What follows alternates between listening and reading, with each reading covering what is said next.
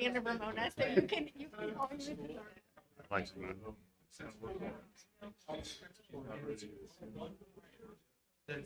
all right, it's 6:30, and I'd like to welcome everybody to the Tifton Community School Board of Trustees February meeting.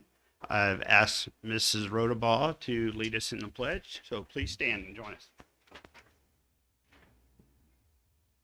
I pledge allegiance to the flag of the United States of America and to the republic for which it stands, one nation, under God, indivisible, with liberty and justice for all. Thank you. The first thing on our agenda is the approval of the consent agenda items, which is the approval of tonight's agenda, the approval of the minutes from the regular session January 11th meeting, Board of Finance January 11th meeting, approval of claims for January the 22nd, approval of claims for February the 4th, and accounts payable claims for February. Approval of the personnel report, and I will read through that in a moment. And approval of field trips, overnight or out-of-state field trips, and the FFA livestock judging team day trip to Lakeland College in Mattoon, Illinois on March the 19th, 2022. And approval to accept a couple donations from VIP Mortgage, Robbie Purvis, a THS alumni, of $18,845 to purchase a new scoreboard for Tipton baseball, and a donation from Jason Smith, also a THS alumni, for $6,000 for ongoing weight room at Tipton Community Schools. Need a motion to approve the consent agenda items. Have a second? Motion and a second. All in favor of the approval of consent agenda items, signify by saying aye. Aye. Any opposed? All right. The February 8th personnel report is certified staff. We have the resignation of Laura Harney, a first grade teacher at Tipton Elementary. A recommendation of Valerie Watson, speech and language pathologist for Tipton Elementary. And classified staff, a request for medical leave, Gina Schultz, and recommendation of Haley Lineberry to cafeteria staff at Tipton Middle School. Resignation of ECA staff, Kevin McDonough, of girls varsity tennis coach at the high school. And next on tonight's agenda is the superintendent's report. So I'll turn that over to Dr. Glaze. Thank you, Gary. First of all, just wanted to remind people that we will have snow makeup days on President's Day, which is coming up here in the next couple of weeks. That will be an in-person day for our students to attend, and also May 20th. And those are the days that were made up for the first 2 days when we needed to close for COVID-related reasons, just to kind of give everybody a chance to get better. So anyway, those were so those days will have to be made up since we did not have e-learning on those particular days. I did want to congratulate Ashley Schramm and Ella Wolf for 1,000 points. Obviously, they've got something else going on tonight, so they're not here, but we hope to honor them in March and wish them the best of luck tonight at sectional. We have good news on the ADM front. I think for the first time in I'm not sure how many years, we are actually up in enrollment. So we are up 8 students from the fall. So we'll take that and run with it. So I think that's awesome news. Updates on the building project. I just wanted to, I've been rather knee deep in meetings as we're getting to some of the final processes here for the projects that are going to begin this summer. One of the things that's going to happen here pretty quickly, probably in March, maybe early April, is we are going to begin to move some dirt. We are going to take some dirt from the from soil from the football field, and we're actually going to put it where the current tennis courts are, and also where the new tennis courts will be. And what's going to happen with that is we will lose about 1/3 of the student parking lot. So we will actually use fences to to block all of that off so students can't get in there. But we will begin the demolition of the old tennis courts, and also we will begin the process of kind of digging out the football field to prepare for turf. So that's, we're going to start seeing earth move pretty quickly, and on top of that, we will have our greenhouse that'll begin in March, and I don't want to jinx this, but we did hear that it was actually maybe the greenhouse may be here a little early, which is great, but we don't want to jinx that, and maybe I just did. So one thing that's going to happen with all of this dirt moving and all of this outside work is tennis and track, unfortunately this spring, will not be able to host any home meets because we won't have either. We won't have the tennis courts, and with all the work being done in the football field, the track will not be able to be used. Corey Fernung has done a great job of contacting other schools, so we will be going to other schools to do practices, and we will not have any home meets, obviously, but we will be able to practice on real facilities. We probably with tennis is probably going to be Hamilton Heights.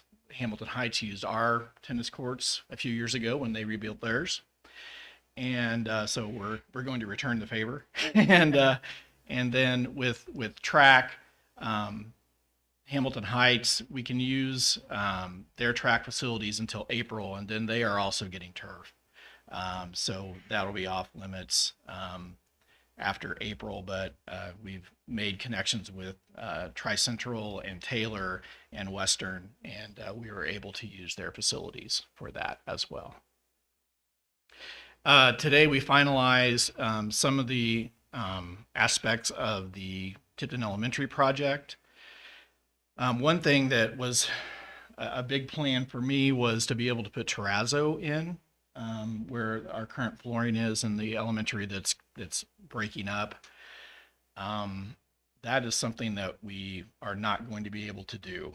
Essentially, we would have to literally take everything down to the dirt and start all over again in the hallways. And so what we are going to do instead is a terrazzo tile that will look like terrazzo, and it won't be as super sturdy as terrazzo, but it will still be very sturdy. So it's the next best thing. That is probably one of the bigger changes in that project. And then I will also get some renderings this week that I will share out with you that will show you the new teacher workroom and dining room, what we've done to expand the cafeteria space and add a bathroom into the cafeteria space, the STEM room, and just in general what each classroom is going to look like. Every classroom will be touched in the elementary. So each classroom will have new furniture plus carpeting and paint. So we're happy about that, and feel like that it's going to be a great project. And where the high school project is a little bit more targeted for this first one, we won't have all the classrooms touched in this first round for the high school, but the elementary, it'll be pretty much all the classrooms. And what our alternator will do is set up a rotation. So they'll get 5 classrooms done. And so we'll rotate 5 classes into those classrooms, and then we'll take the next 5 that they've vacated and do the work in there. And so there'll be a little bit of a rotation going on, but the end result will be positive. So the last thing is a petition for variance. I want to thank the mayor for essentially forgiving the fee. It's a $350 filing fee in order to petition for a zoning variance, and this is for the student parking lot. And this is due to a new zoning policy with the city, and we want to be good neighbors and we want to do the right thing. But we would like to be able to not have as many of the parking lot islands as the zoning requires. So that's the variance we're asking for. So they have our information, and it should be in the March meeting where they'll make a decision on whether they're going to grant the variance. And so that's it pretty much for me. All right. Next item on the agenda is our spotlight on schools, and Mr. Vittorio is here for a little presentation, and he's got a couple assistants with him, Eli Williams and Joe Shelley. So guys, have at it.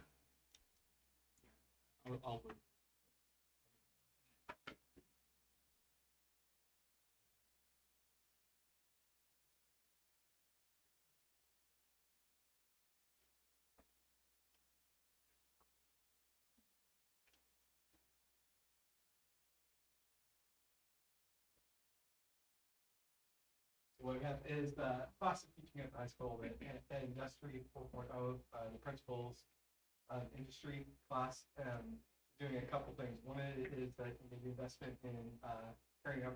We have a CNC at the middle school, but they got to working for those things at the high school level. We just gotten everything running. With 3 days off, we did a lot more than we could. It's the unfinished, so I passed around through that about the CNC stuff. This is always the fun part. So that's what one of them looks like there. It's all pristine and nice and not sawdust on it or anything. So what we're doing is obviously based on standards and education, that's what we're working on. So they're using CNC, the design software, and then taking the machine, learning about what's G code, which is across industry, whether it's 3D printers, laser cutters, CNC, they're learning G code. Okay. So students use the Metric software to create design files online. It's going to be here in that, so you can play that or not. It's a minute.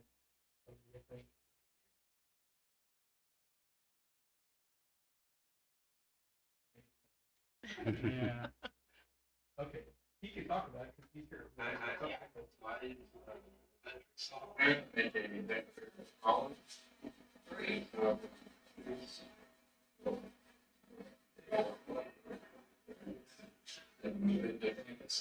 So I can cut it.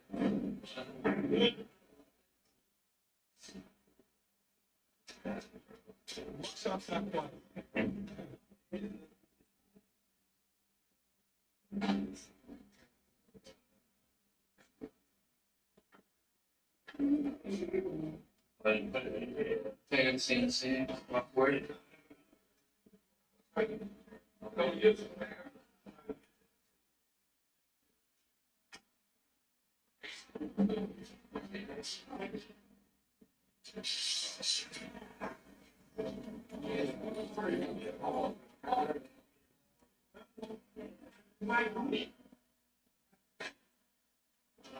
So what are you doing now? So I don't go too low into the wood, and like the electricity from here is going to automatically like set this to stop. And then I'm going to set the X and Y and Z right on the point of this X here. So you guys can talk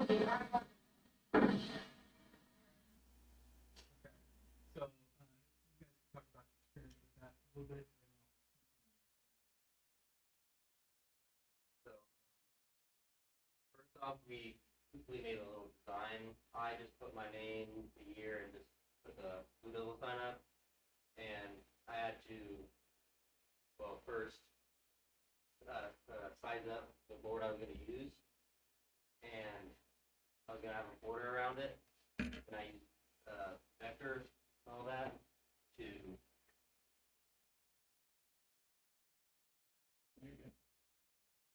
use the vector to trace all this and trace all the words. And I had to use like a little V carve that I used to grade all of this for the logo, and I had to make sure that I had the right depth, because if I had to just go, if I didn't have any depth at all, it would just go right through and destroy the wood. And so I had to make a depth, and I had to finally export it and make sure it was all drawn, and had to do what he did up there, make sure it was zeroed out right so that you could get it all nice like this, and then just have it run, finish it out, and then I stained it with oil just today, and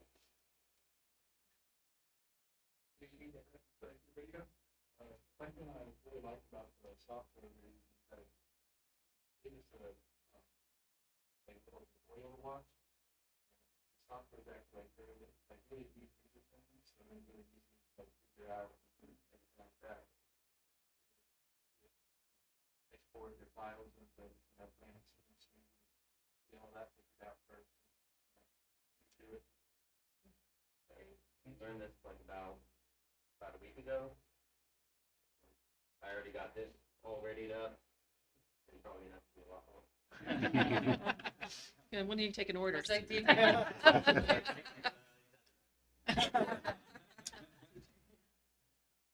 what kind of, can you take a picture from the internet? What can you put in the program? Like you can take any picture kind of where like you want to just like this, you can just have that imported into the section, and then you have like there's a little thing you can use, like a tool that you can use to trace it all, and it will obviously trace it, and you can use another tool to either just do this or do it like this. So you could have it like this, like I did it in this area, and just have an outline around this. I did it on this. Just like, I don't know. Once you have the file ready to go, how long does it typically take the piece of equipment to carve something that size? Like this.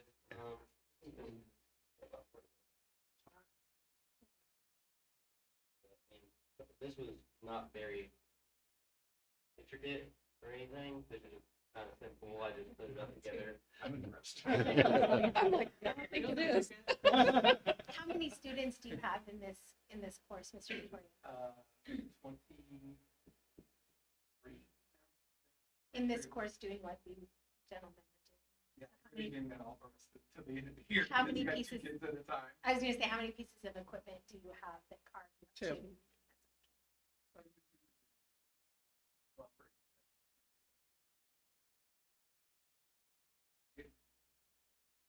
All right, I was talking about the other part of that. So you've seen the other, you guys going to get back to baseball, right?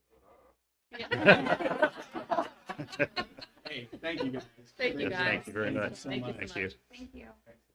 Hey, real quick here is that it just fell into place for Mr. Straight and Mr. Wall and I do a collaborative project. They kind of worked out. Mr. Wall was doing the stool put together, and they were kind of tricky. And we realized we wanted to put something that was strong, and that it was like, wait a minute, we could do something together. So what happened was, so basically my students put together the design part of it. You can see 2 of them of the 8, and then Mr. Wall's class picked out 2 designs that they wanted to use for the tops of the stools. So and then our kids laser cut these. With that, it's like 20 minutes to laser cut. These are with the signs like 30 minutes. So we're running on 22 of the stools. That's a prototype. And then Mr. Straight's class, he has them doing all the metal work, bracketing to hold the whole thing together. So I don't know if that's. So that Mr. Wall's class picked it. We etched it with the laser cutter. That's the blow forge we use. And then I pristine looking from online going on. And that's the prototypes that Mr. Straight's class and kids built and made sure the angles and stuff were 90 degrees. They made sure it all fit together well. And Mr. Wall's manufacturing class did all the woodworking, putting it all together, bolting it all together. And so that is our collaborative project that we're working together, just kind of all fell together with manufacturing across different areas, from precision manufacturing to the advanced manufacturing to that digital. So that's what we're doing. And the last thing was, like last semester, real quick, was the kids took and 3D printing, which is the two 3D printing. They did both laser cutting for a speaker, and then did the electronics for inside, so they could plug it into the computer or something else. So that learning about 3D print. And again, it's all that G-code stuff. So all of it is part of that stuff. And then my first cut was to make the sign for the ag department for that. Okay. All right. So I'm taking up way too much time. Oh, no. Any questions about what we're doing? Okay. Very good. I Very just- impressive. I just want to say thank you because this is awesome. And what I love about this is it's a real world experience kids are getting, and that's just awesome. So thank you. They keep asking, people keep asking, why don't you just do this, for production or sales? Yeah. Thanks. All right. Thank you very much. Next is department reports, and you had those in your packet. A report on student achievement and learning from Mr. Jaworski, student services and transportation from Mr. Clark, student services, food services from Adam Prohl, and technology from Mr. Gingrich. Anybody have any questions about any of those reports? All right, next is the financial report with Dr. Glaze.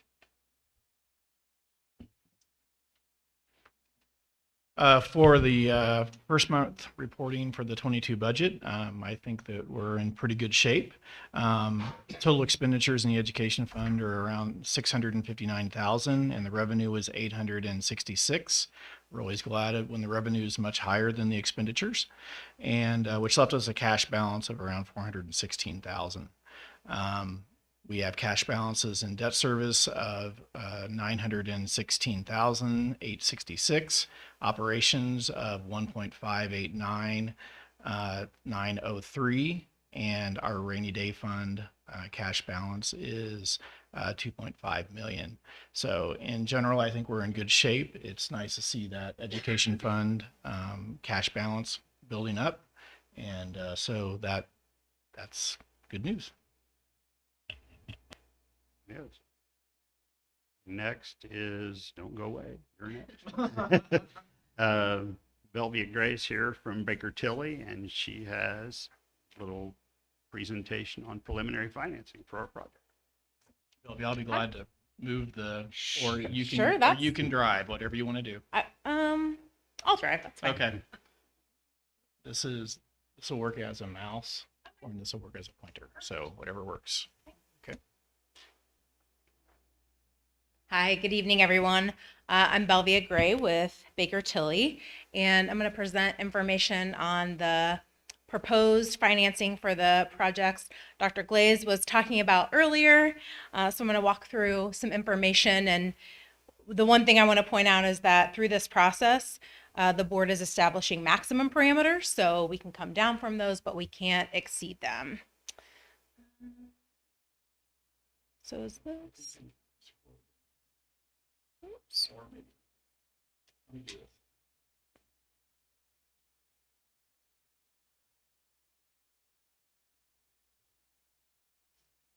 Okay, that's fine. Yeah, no worries.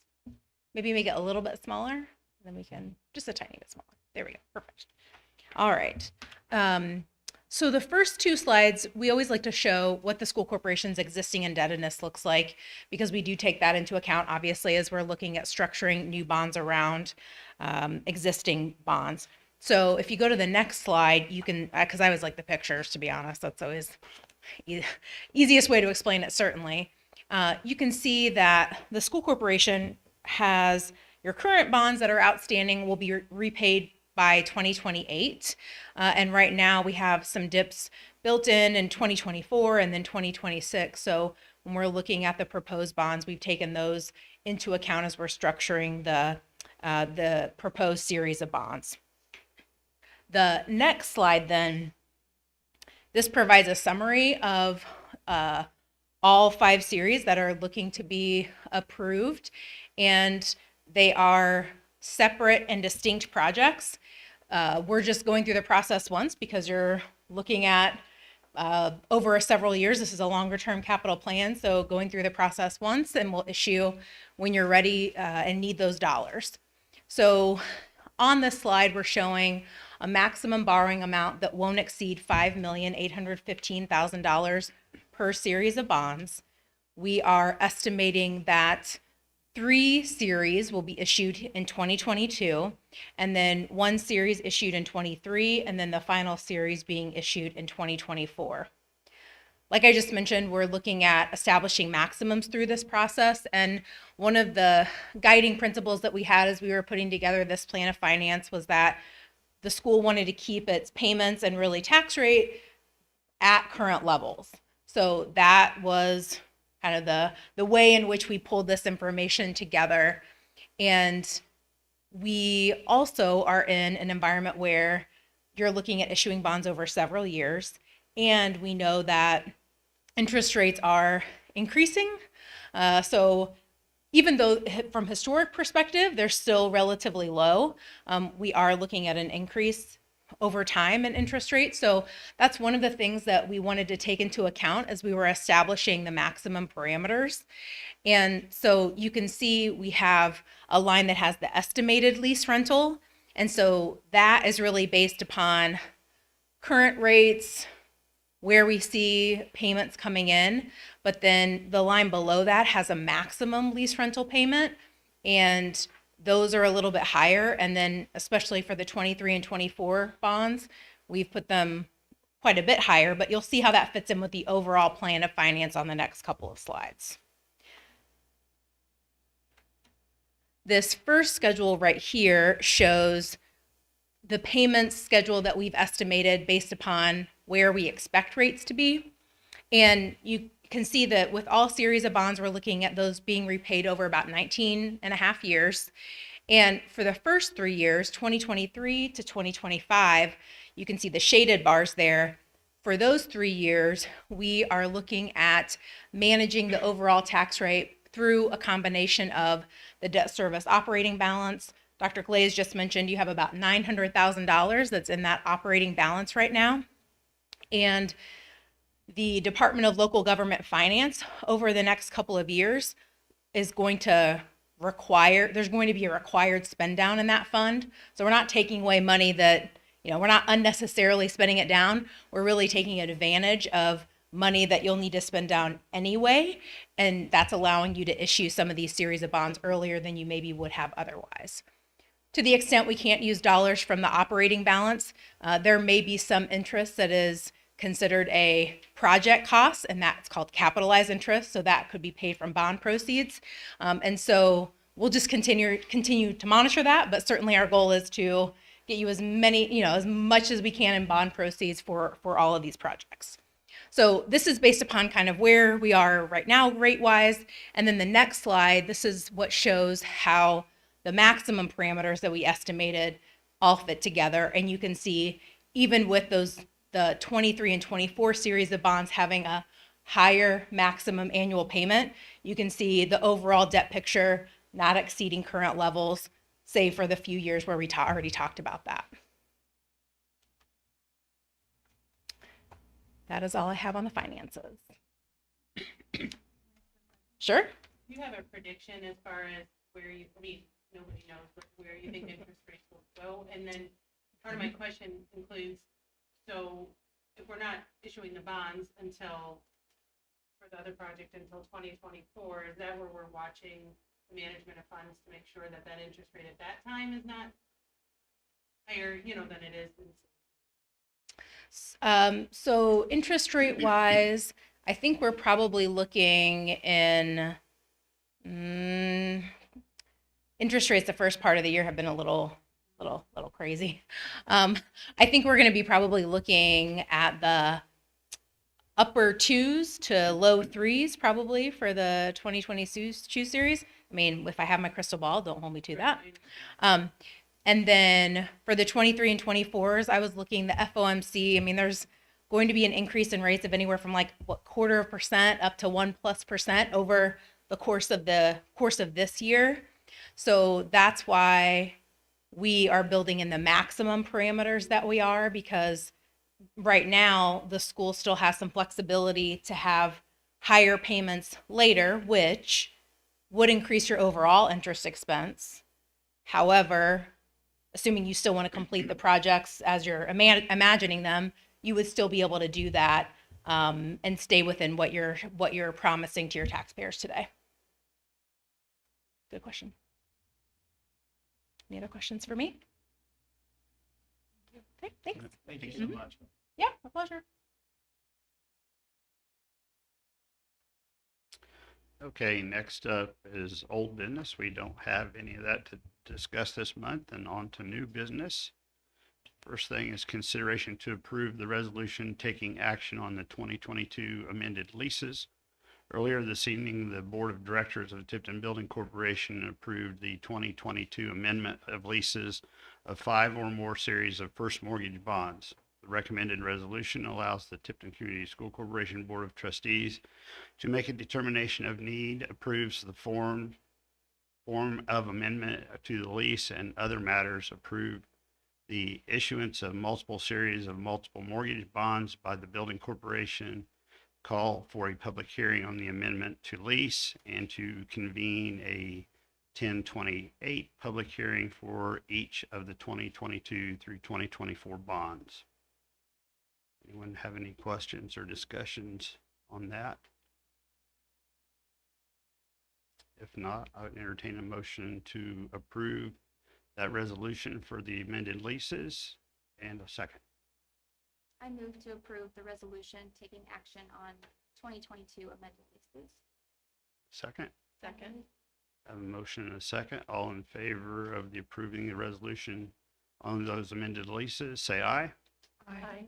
Any opposed?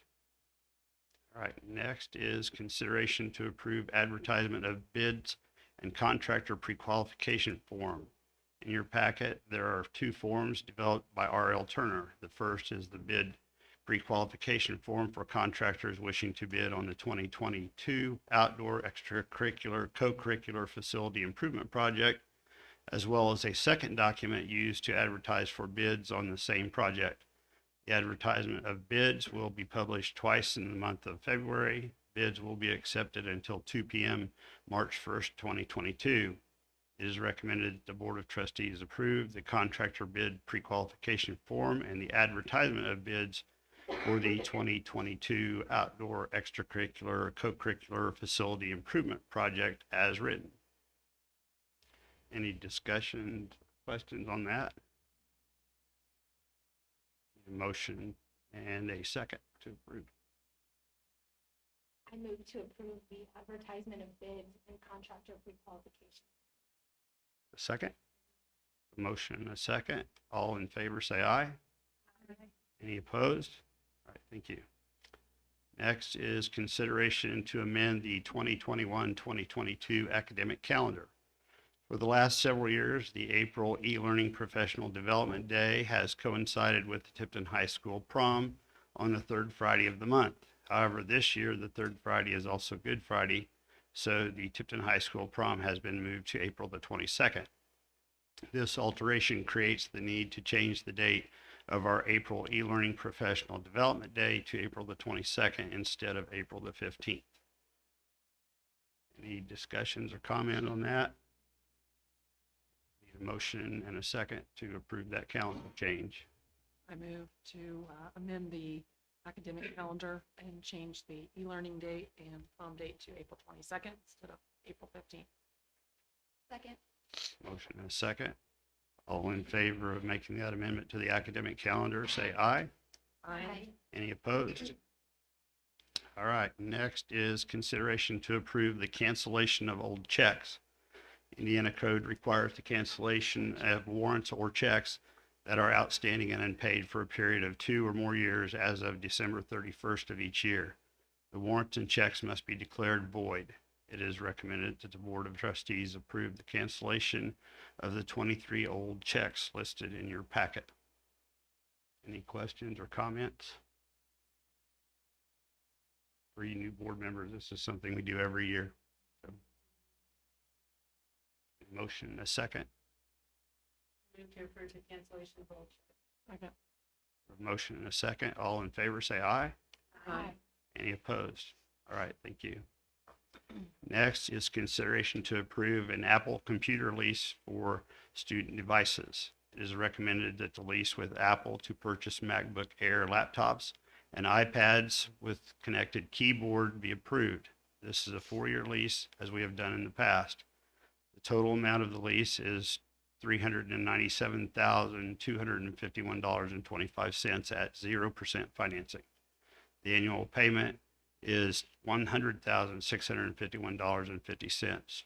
These new devices will be distributed to students in grades 9, 8, 5, 4, 3, and 2 in the fall of this year. Any questions, comments? Well, sorry. Got some cheering in the back. So the keyboards, will those stay in the classroom? Will kids bring them home with their? They're connected to the iPad. Oh, so they're- they'll- yeah. Oh, gotcha. think Okay. that's- So like this is- in- Gotcha. I Okay. think this is kind of like a case. Gotcha. Gosh, that's a small fortune, but, you know, Mhm. were books cheaper? I just need to throw that out there. No. Well, yeah, yes. I'll say, we kept them for Yeah, a long time. yeah, we got. What happens to all of the devices that are being retired? Are they at this point just recycled? I mean, Yeah. they're just recycling? We do, if they're usable, of course, we offer them for purchase. But we do have resellers that will buy them. Okay. So oftentimes, if you go on Amazon or whatever, and you see one that's been refurbished, that's what it could be. But they're pretty picky on what they take. So there's always a way to get rid of them, whether it's a reseller or someone who does recycling. That recoups a small expense. It and gets is. to the pittance probably. Pretty much, yes. There used to be an opportunity where Apple would buy them back at the end of the lease. So, Right. yeah. So we typically just have to go through a reseller and see what we can get. In years past, we've offered seniors, if they want them, take them with them and kind of stuff. So, And we are able to use funds from the ECA account, the $75 technology fee that our students pay.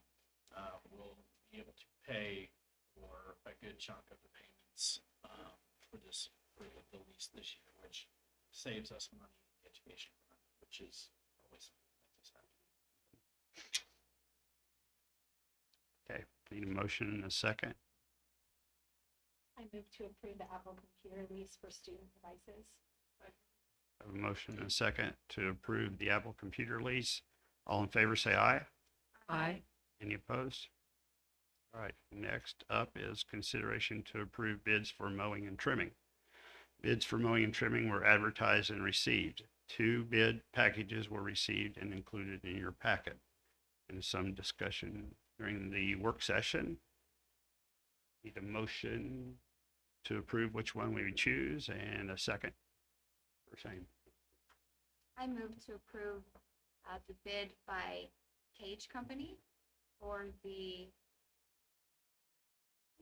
oh, there it is, for the 20, be this year, wouldn't it? 22-23 school year. Lost my place. I second. I have a motion and a second to approve the Cage Company mowing bid. All in favor, say aye. Aye. Any opposed? All right, thank you. Next is consideration to approve the advertisement of fertilizer and spraying bids. Permission is being asked to advertise for fertilization and weed spraying bids. This would be done in time for the 2022 growing season and would be a 1-year contract. Bids would be approved at the March 8th board meeting. It is recommended that the board give permission to advertise for fertilization and weed spraying bids for the 2022-2023 school year. Any discussion? If not, I would entertain a motion to allow the advertisement. Move to advertise, to approve the advertisement of fertilizer and spraying bids. Have a second? Motion and a second to approve the advertisement. All in favor say aye. Aye. Any opposed? All right, thank you. Next, other matters to come before the board. Does anybody have anything? No? Advisory committees coming up. February 14th is the marketing, branding and public relations committee. March the 14th is facilities and technology, and April the 18th is personnel. Things coming up. February the 16th is Tipton Academy next week. President's Day, which, as we heard earlier, the students will be reporting to school in person. February the 22nd, e-learning professional development day, and March the 8th is the end of the grading period, and also will be our next Board of Trustees meeting. And I believe not this next week, but the following week is FFA week. Am I correct? All right, next on the agenda is comments from the community. And Morris Atong.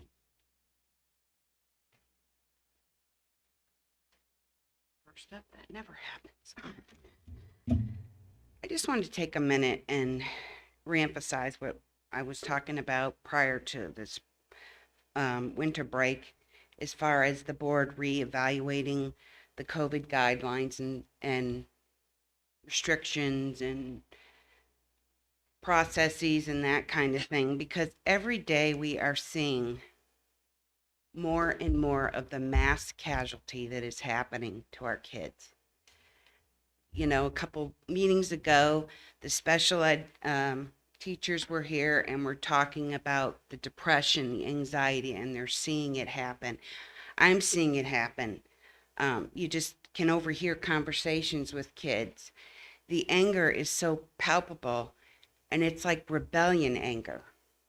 It's to the point I've overheard conversations where they're like, we can't take it anymore. These guidelines don't make any sense. You know, we can't have a dance now, but yet it's in the same gym where we've had sports events with a visiting team and fans, bringing them in here.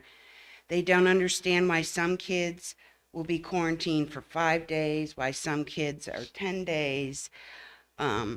It's really taken a toll, and I know at the last meeting it was presented, the data showing what the learning loss is. But you guys have the ability to re-examine these guidelines. We've got to do something.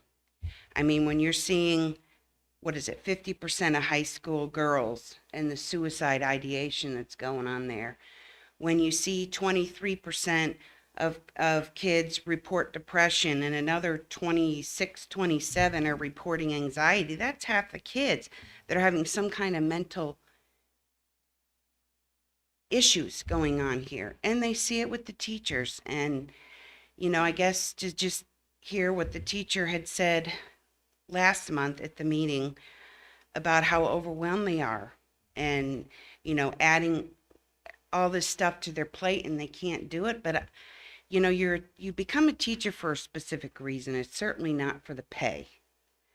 At the end of the day, it's got to also weigh on them, you know, that they're in it because of the learning that these kids, and when you have that moment where you can see a kid who's been trying a concept that can't get it, and then that moment the light bulb goes off and you know you've made a difference, you've taught.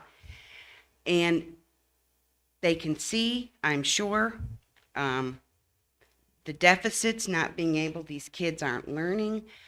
We've heard it's going to take a couple years to get some of the learning loss makeup done. But, you know, what about like sophomores who, you know, a couple years they'll either be in college or, you know, it's just going to be such an undertaking to make it up. And I'm imploring you guys to just please relook at those. We've got to end it. We've got to end it. I'm sorry, Laura. Okay. That's okay. I know I'm the only one to speak, but I can't stress it enough. I mean, enough is enough. We've got to learn to live with this. And it's not a mask, no mask situation, because I firmly believe it's a parent's choice to do what's in the best interest of their child to keep them safe. But I like the teachers that have presented in previous meetings. It's really, we're hemorrhaging in this area, and we just have to stop. You know, when Hamilton Heights down there can get rid of their contact tracing, and all it is notifying the parent, look for these symptoms. If they're sick, stay home kind of thing. It's just, it always is mind-boggling to me that a couple miles down the road, there's a different procedure as there is a couple miles up the road, so to speak. And I know that's, you know, each school's individual choice, how they want to do things, but at the same time, we're at the point now we gotta put these kids front and center, because the damage that is done today is going to be lifetime, I'm telling you. So that is my ask of you all. And second, I just really want to quickly touch on the notification system piece, because it really failed when we had the busing issue, and it's by no means was absolutely not a bus driver situation at all. It was actually a bus driver that alleviated my fears when I got a frantic call from my kid on the bus because they didn't know where they were going, and in the background you could hear the elementary kids freaking out because the message wasn't communicated, so we could communicate it to our kids so they kind of knew what was happening, and it freaked them out.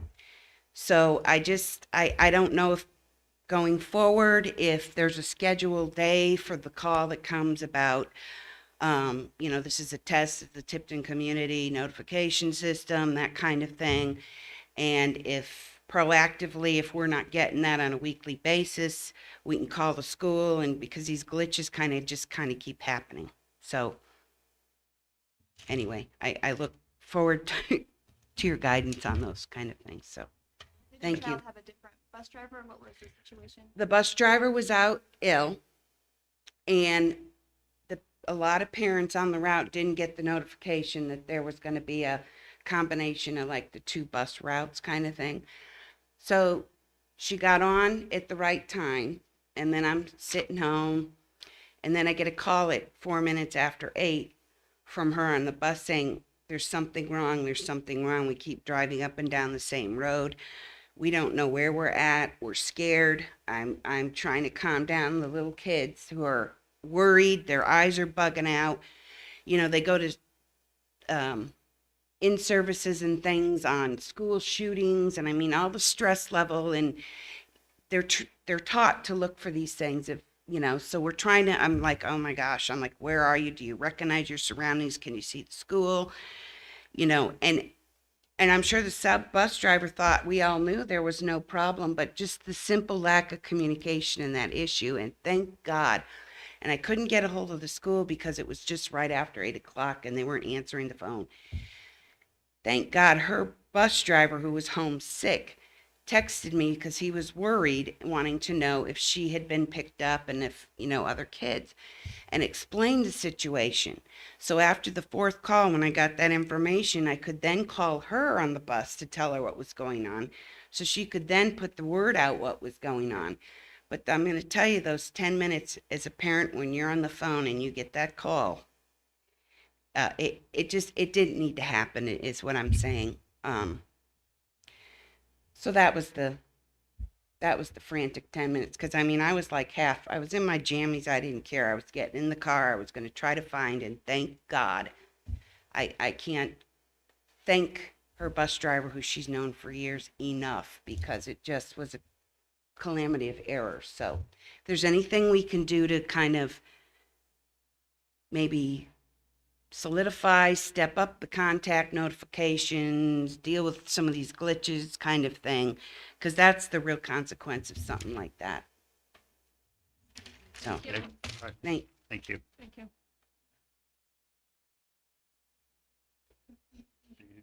That was the last name on the list, so I guess we are ready for an adjournment if anyone wants to make that motion. To adjourn this. Second.